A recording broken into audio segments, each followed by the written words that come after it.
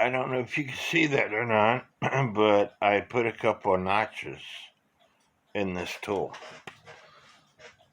That way it will grab a hold of that clip and not let it slip out.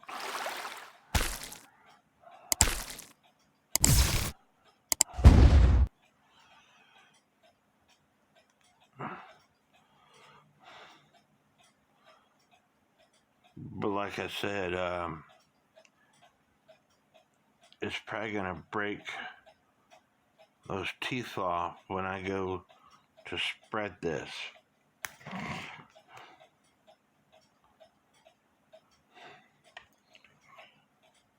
Not working that well. So the tool would be good for used clips, but for brand new clips, I wouldn't recommend it. I'm probably gonna have to spend the money to buy some brand new E-clip removables. That first clip was a bugger, but the second clip opened right up. The tool worked great for it. As you can see, there's space between it and the movement. The rack stop lever drops exactly the way I want it to. So now it's time to do that function test. You see how it's not stopping? And it's because the rack, when I put the cam on, because I didn't have those clips on, that the cam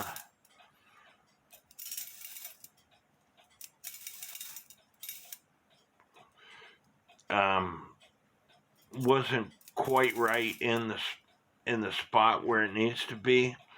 So what I'm doing is putting pressure on the strike side grate wheel, and I'm going to put my finger down in there and hold the movements, everything, and I'm going to turn this cam in, grabbing the hold of just the cam and not the grate wheel.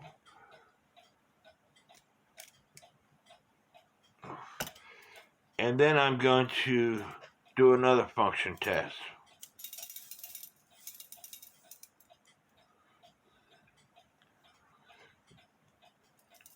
As you can see, it's not quite there yet.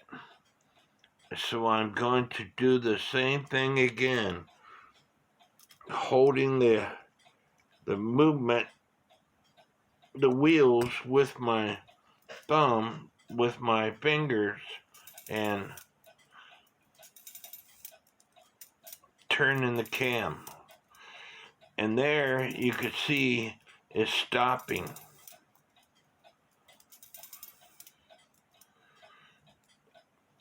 I still want it turned a little bit because it works better when it's in the center of the Pac-Man's mouth.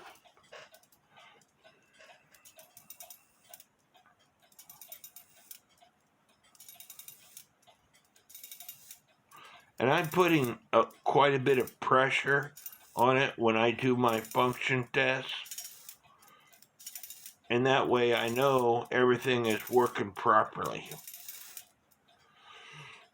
And so now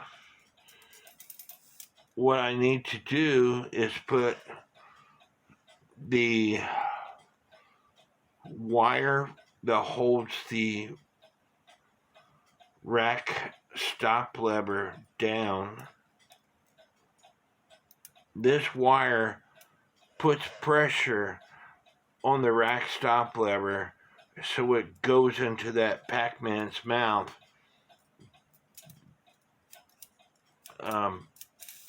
better. now it's time to put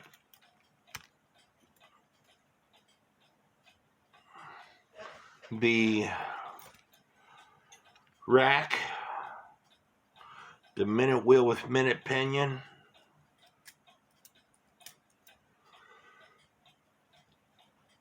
and the snail on.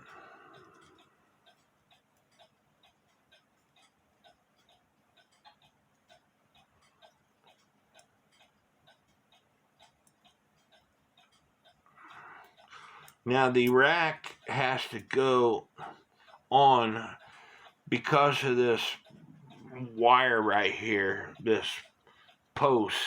It has to go on about the same time as the snail goes on. And I'm not going to do anything yet, except for I want to see if it's functioning properly. There it stops. Okay, but now I want to find the hour. That was a half hour. This is going to be the hour after I move it all the way. There, the rack stop lever dropped into the rack. So now what I'm looking for is I want to put this thing on the 1 o'clock position. Because it's on the hour, I want it on the 1 o'clock position.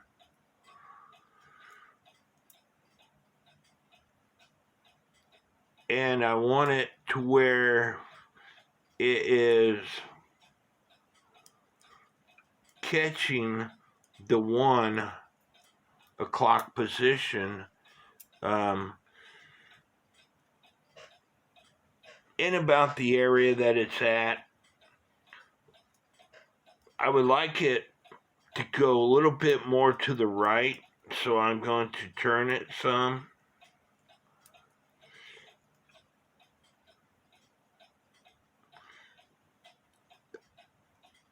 That might work. And the reason why you do it, you want to make sure it's on the hour because A, I'm putting it on the 1 o'clock position, and B, now I need to rotate and go through the entire process to make sure it strikes 1:30, 2, 2:30, and this is the half hour, and it struck in this, it was still in the 1 o'clock position on the half hour. So now it's going to be in the 2 o'clock position, and the next tab over is the 2 o'clock position. This is the 1 o'clock, this is the 2 o'clock, 3 o'clock, 4 o'clock, and so on. And this part right here is the 12 o'clock position. So you want to do a function test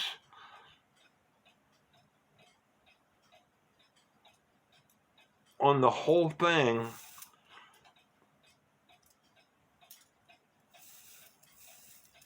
and that way you know it's working properly before you put this movement in the case.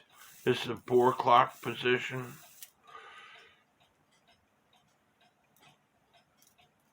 4:30 position. And it's working properly because not only is it striking the hours, but it's striking the half hour also. And if it wasn't striking the half hour or the hour, more than likely it's because the lift lock lever, the arms are separated too far apart or separated too far in. And I have a YouTube video explaining all that. This is the 5 o'clock position. 5:30. 6 o'clock. 1, 2, 3, 4, 5, 6, and it stops. 6:30 position, and it stops. 7 o'clock position, 5. I lost count. 1, 2, 3, 4, 5, 6, 7, and it stops. You notice when it stops that the cuckoo bird rod locking lever is released. You see the cuckoo post is allowing the bird to come out. When it stops, there's a tab on the rack stop lever that touches this lever right here that I told you I don't typically take off. It has the E-clip that was buggered up and I had to smash it. It touches that lever, which in turn opens this cuckoo bird locking lever up to allow the cuckoo bird to go back in the door. I forget where we're at, so I think this is a 7:30 position. Here's the 8 o'clock position.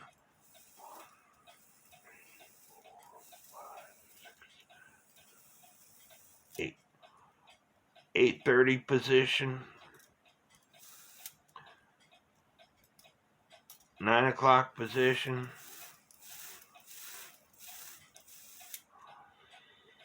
10 o'clock position. And no, I'm not counting these out. Sorry, this is the 10 o'clock position.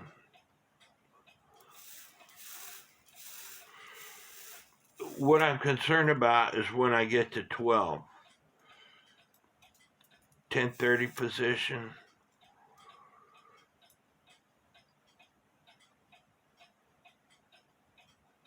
11 o'clock position. 1, 2, 3, 4, 5, 6, 7, 8, 9, 10, 11, and it stops. 11:30 position. 12 o'clock position. Notice that this tab is almost to the right and just barely over the 11 o'clock position. And that's about where you want it. If this tab was toward the center of this mouth of the snail, like a Pac-Man's mouth, if it was here, your clock will stop about 5 minutes to 1 every time, because as it is ticking away, if it was here, as it's ticking away, counting the hours, it's going to catch on this section of the snail, and your clock will stop about 5 minutes to 1. And so you don't want that. If you don't believe me, put this tab in the center for the 12 o'clock, put it all back together, put it in the case, let it run. About 5-10 minutes to 1, your clock's going to stop every time. I had a I have an after the hunt cuckoo clock with music that is the size of a novelty clock. My big German hands don't fit in that clock that well. I talk about this clock all the time. This clock measures 4 and let's say 1/8 of an inch is wide, and it's 6 inches tall. The case itself. This is the front of the clock. Like I said, it's an after the hunt musical cuckoo clock. This is all the space you have. You have a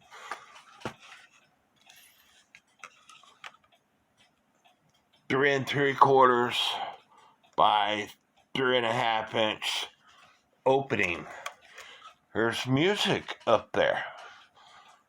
So I had this thing up and running, and it stopped at 5 minutes, 10 minutes to 1 all the time.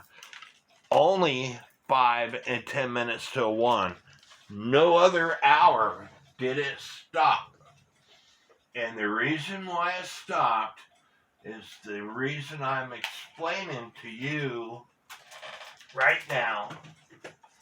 Is if you do not take the time to do what we're doing with this, your clock will stop at 5 to 10 minutes to 1, and you're going to be upset that you got to take it all back out. Regular 25 movement fit into that small of a space. A regular 25 movement is 3 inches wide by 3 1/4 inch, and that is going from connector to connector. And so I don't have a lot of room in that clock to work on it. And there's music up in the top of the clock. So these hands don't fit that well into that clock. So what I'm getting at is take the time and do these function tests. Next is 12:30.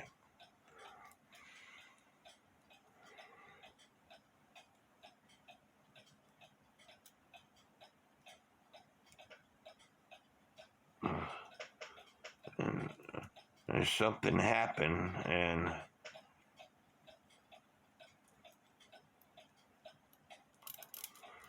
anyway, the next is 12:30, and as long as it gets to 1 o'clock, we should be good. Now, 1 o'clock has to fall onto the 1 o'clock position, which it does. So we're good to go, and we can put the clips on this stuff now. Okay, I have the clips. Well, I had the clips on, and one came off, so we're gonna have to put another one on.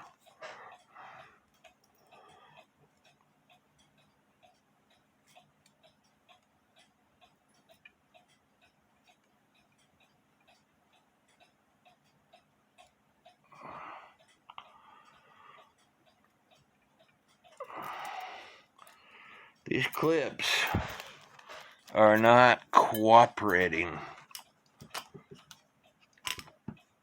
Stand by and let me find the other one. I had to persuade it. Anyway, I got the clips on. Now we have to put this 8-point star wheel on. Now, it is most important that whether you are working on a movement that has the 8-point star wheel outside of it like this, or whether you're working on a Herbert Hur cuckoo quail clock where what's considered the 8-point star wheel is inside the movement, that the gong lever has to barely be missing a tab. And once you got that gong lever barely missing that tab, you can tighten up this screw, and then you're going to do a function test, and the other levers will fall into place. But when they're done, when it's done cuckooing, you want the gong lever to be barely missing the tab, and you want the low note lift lever for the bellow and bellow high note lift lever to be sharing a space between the tabs. It's called an 8-point star wheel because there's 8 different points on here. So again, gong lever to be barely missing a tab. If it was setting on the tab when the clock goes into warning about 5 minutes till the hour, it's going to gong. I've had a clock do that, and it's because the gong tab was resting on the 8-point star wheel. So every time it went into warning, it would gong. So I had to put some space in between the tab and the lever. If your clock, if the gong lever tab is in the middle of these 2 tabs, when it gets done cuckooing, the low note lift lever is going to be sharing the space with the gong. So the cuckoo sequence is gong, high note lever, and then low note lever. But when the low note lever is sharing the space with the gong, the sequence is low note lever, gong, high note lever. So make sure whether you're working on a movement like this,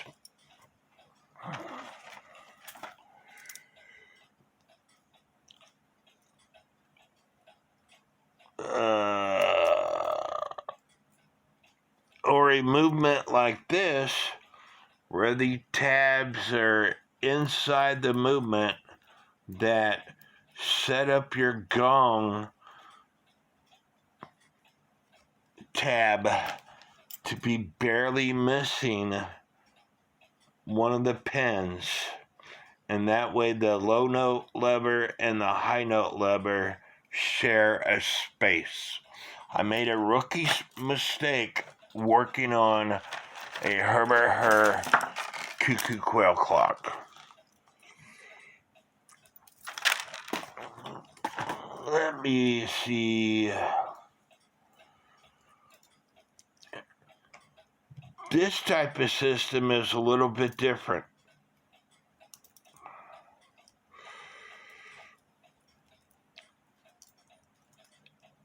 Here, the gong lever is at the bottom, but still the gong is going to play, and then the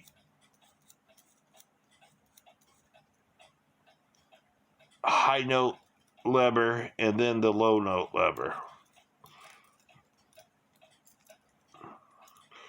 Or this might be one of those movements where the high note lever is on the left side of the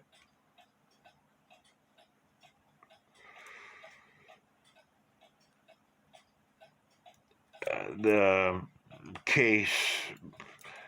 I've been working on too many clocks, but anyway, getting back to this, and I'm going to show you what I'm talking about by messing up this.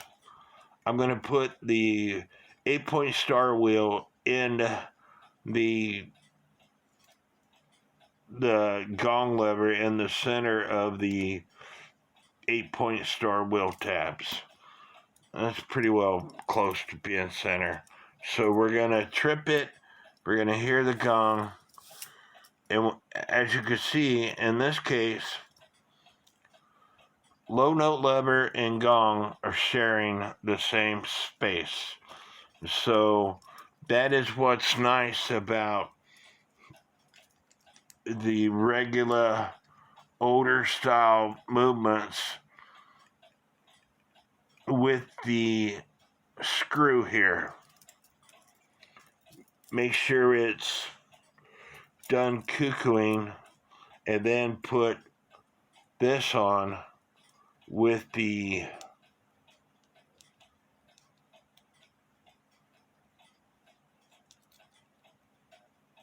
gong lever barely missing the tab. And don't just put it on there and forget about it. Do a function test to make sure it stays where you wanted it. In this case, it moved on me. So I have to loosen up the screw,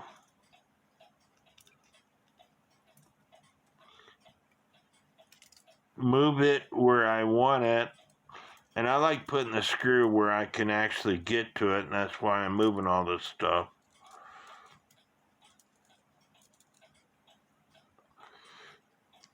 And then tighten up the screw. You know, you notice my thumb is still on the grate wheel. It's putting pressure on it. That way, nothing moves on me. So now I'm going to do another function test. Why? Because I just got through moving the 8-point star wheel. And that time it worked properly. So I'm going to do it again. I'm going to do another function test. And it worked again. One more, and then we'll call it good.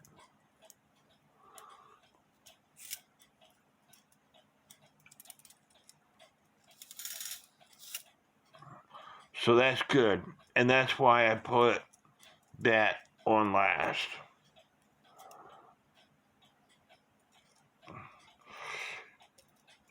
Now, he did not send me with the pendulum leader wire, but he did disconnect the posts. Never, ever, ever disconnect these posts. Why? It's the same way with that Pac-Man that I told you about. The more you disconnect these, the more you're gonna screw it up. And this has to be sitting parallel to the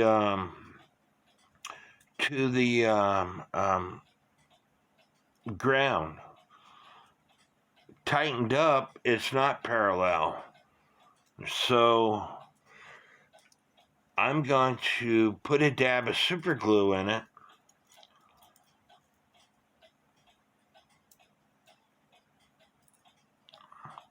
The foot should be, this is the foot, it should be at a 90 degree to the wire.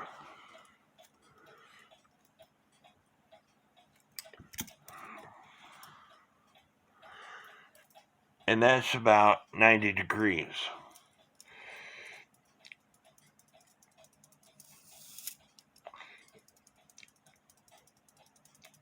If I was to put a chain, any weight on this clock, it would tick away.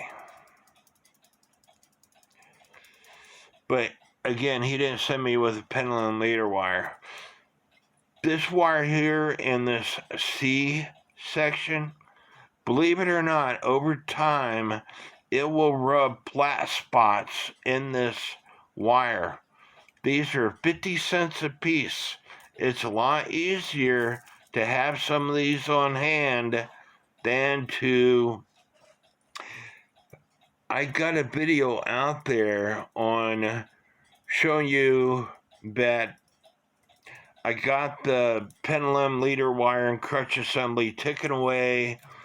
I stop it with my finger, it continues ticking away. I do that several times, it continues ticking away. I put the pendulum on, and within a minute, it is stopped.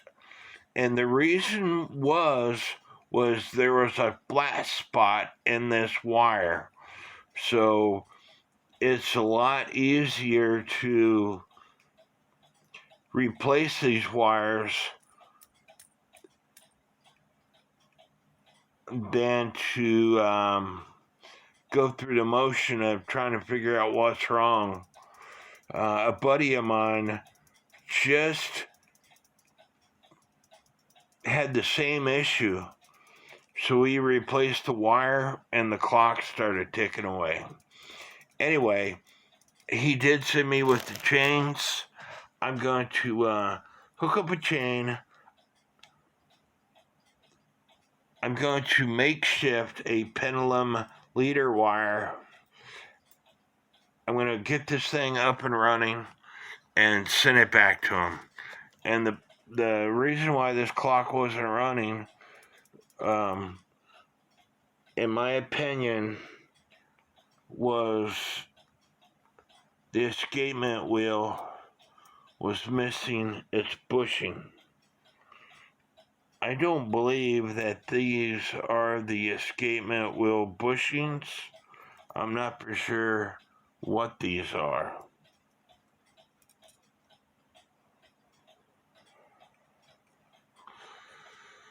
Don't know where he took these things off.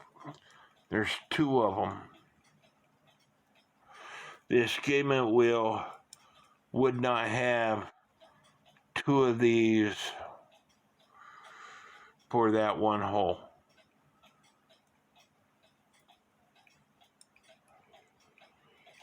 They might have been spacers for these shafts, but they don't fit on the shaft. The only thing that I seen that it fits on was that. But again, I'm not for sure exactly what those are. Anyway, I hope y'all enjoyed this video. Don't forget to hit the subscribe button. My tool does work for new compression clippings. It's just that first clip that I tried to put on was so dang hard. And after I got it spread apart, see how deformed it got?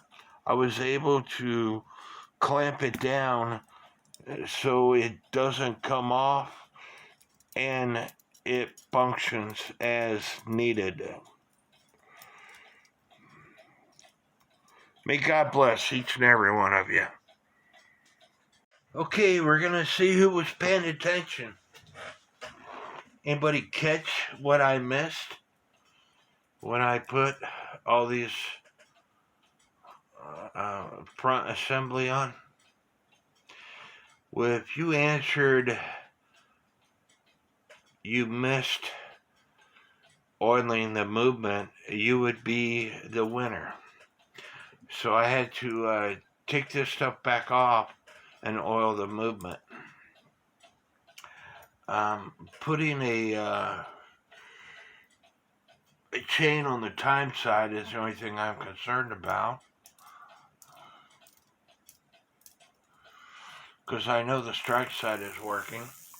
I did a function test, so I know it's working. Because he didn't send me with a pendulum leader wire, I've got a homemade pendulum leader wire that I'm going to put on this.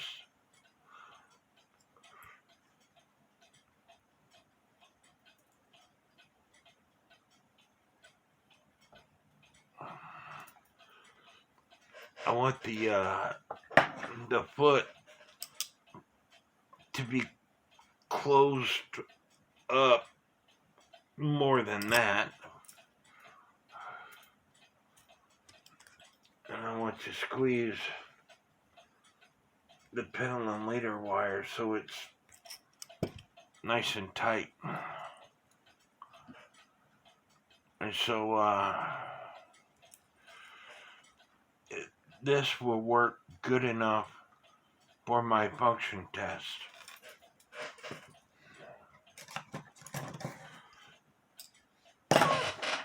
I need to connect it to my movement stand, so stand by. Now, this is a musical movement, and the reason why I say it's a musical movement, and it's for a music box that is up in the roof. This right here is what stops the governor fan on the music box. This lever right here is what trips the music. But so it would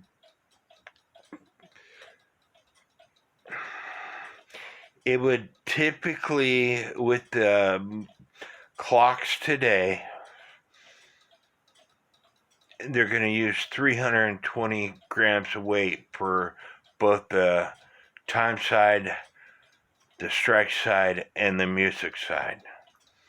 However, it only takes 275 grams of weight to operate the time side and the strike side.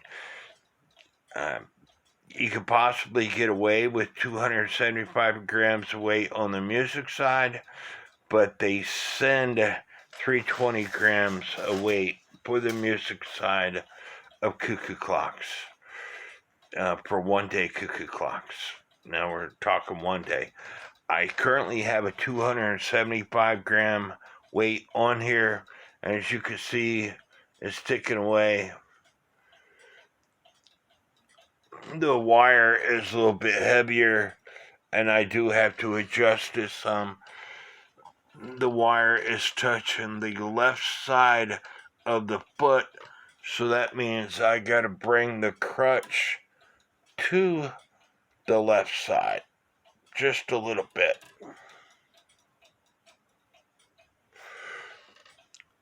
It's still touching the left side of the foot, so I'm gonna bring the crutch, the foot of the crutch, to the left side. So anyway, I'm gonna put a pendulum on it, and that thing should be good to go. I hope y'all like this video set. Please don't forget to hit the subscribe button, and may God bless each and every one of you. And this wire here is just a temporary wire, okay? It's not the right gauge wire. It's electrical fence post wiring.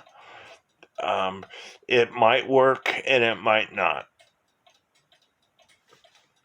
So don't say, well, Mark said that I could use electrical fence post wiring to make a pendulum leader assembly. No, I didn't.